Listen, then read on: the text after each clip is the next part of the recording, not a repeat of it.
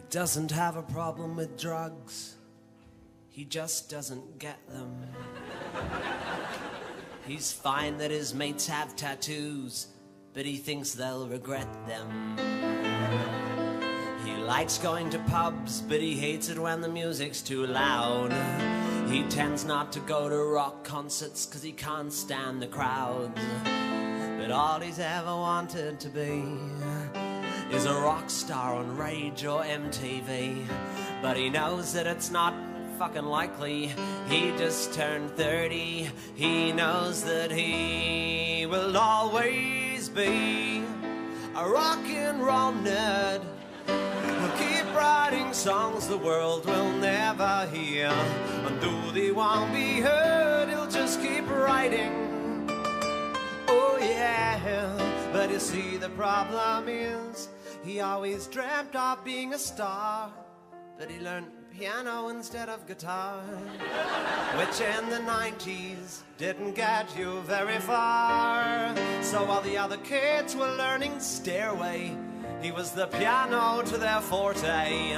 But he was convinced one day he'd rock their fucking asses, be an icon for the disenfranchised masses, grow his hair long and rebel against the state. But just for now that'd have to wait, cause he's running late for his morning classes, and he will always be a rock and roll nerd. He'll keep playing gigs that no one knows about, and though it sounds absurd, he'll just keep playing. Oh yeah, but you see the problem is there's not much depth in what he's singing. He's a victim of his upper middle class upbringing, so he can't write about the hood or bling bling.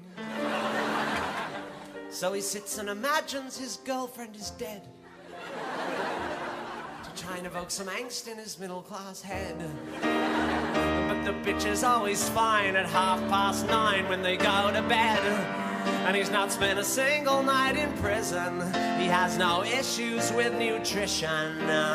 He has no drinking problem and no drug addiction, unless you count the drugs they put in chicken. And marijuana always tends to make him cough. He doesn't look good with his t-shirt off, and when he tries to act tough, you can tell he's tricking. Go out late, popping pills and having fun. He goes home and showers and gets a good 8 hours.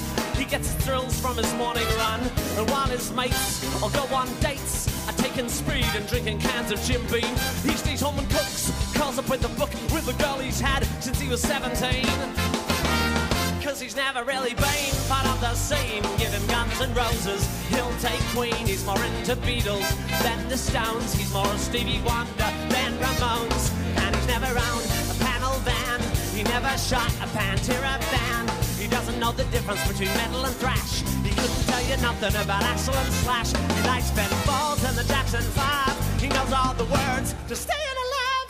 And though he wants to be all grungy and cool, he spent 11 years at a private school. So it don't matter how he tries, he cannot hide behind his rock and roll lies. Cause you've either got it or you don't.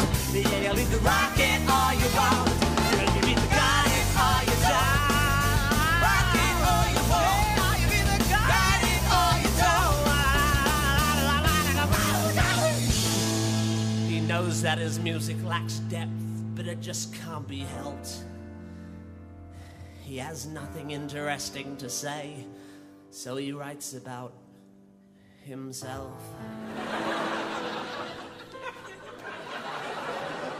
But he doesn't want to seem self-obsessed, so he writes in third person.